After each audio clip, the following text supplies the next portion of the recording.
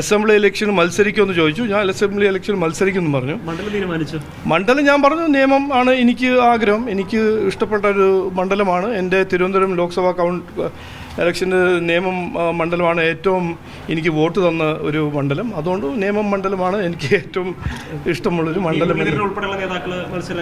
എന്തോ അല്ല നോക്കൂ, ഈ സ്റ്റേറ്റ് ഇലക്ഷനിൽ എല്ലാവരും മത്സരിക്കും. നല്ല ജനകീയമായ ലീഡേഴ്സും ഈ വികസന കാഴ്ചപ്പാട് മുമ്പോട്ട് വയ്ക്കാൻ ആഗ്രഹിക്കുന്ന താല്പര്യമുള്ള ഞങ്ങളെല്ലാ ലീഡേഴ്സും മത്സരിക്കും. ലീഡേഴ്സ് എന്ന് പറഞ്ഞാൽ വലിയ വലിയ ലീഡേഴ്സ് മാത്രമല്ല ലീഡേഴ്സ്. ഞങ്ങൾ കാണുന്നത് നന്നായി പ്രവർത്തിക്കുന്ന പ്രവർത്തകർ എല്ലാവരും അവർക്കൊരു ഒരു ഒരു ഓപ്പർച്യൂണിറ്റി പാർട്ടി കൊടുക്കും എന്നാണ് ഞാൻ വിശ്വസിക്കുന്നത്. ബിജെപിക്ക് ജില്ലക്കാർക്ക് 200 മുകളിൽ സീറ്റുകളിലേക്ക് സ്ഥാനാർത്ഥി നിർത്താൻ വേണ്ടി സാധിച്ചിട്ടില്ല.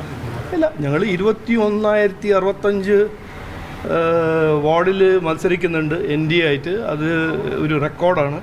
23,000 വാർഡ് ടോട്ടലിൽ 21,065 വാർഡിൽ മത്സരിക്കുന്ന ഒരു ചെറിയ കാര്യമൊന്നുമല്ല. ചില സ്ഥലത്ത് വീഴ്ച ഉണ്ടായിട്ടുണ്ട്. ഞങ്ങളൊരു പെർഫെക്റ്റ് പാർട്ടിയാണെന്ന് ഞങ്ങൾ ആദ്യം ഇപ്പോഴും പറഞ്ഞിട്ടില്ലല്ലോ. അപ്പോൾ ചില സ്ഥലത്ത് ഒരു വീഴ്ച ഉണ്ടായിട്ടുണ്ട്.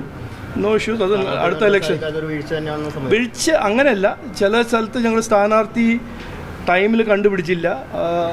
അവരൊപ്പം ഞങ്ങൾ ആ ഡിസ്കഷൻ നടത്തിയില്ല. അതാണ് വീഴ്ച എന്ന് പറഞ്ഞാൽ അങ്ങനെ ഒരു വീഴ്ച. അത് ഒരു പ്രശ്നമില്ല. NDA ഒറ്റക്കെട്ടായിട്ട് മത്സരിക്കുന്നു. വികസിത കേരളം, വികസിത പഞ്ചായത്ത്, വികസിത മുനിസിപ്പാലിറ്റി, വികസിത കോർപ്പറേഷൻ എന്ന് ഒരു മുദ്രാവാക്യവും കാഴ്ചപ്പാടും മുമ്പോട്ട് വെച്ച് മത്സരിക്കുന്നു.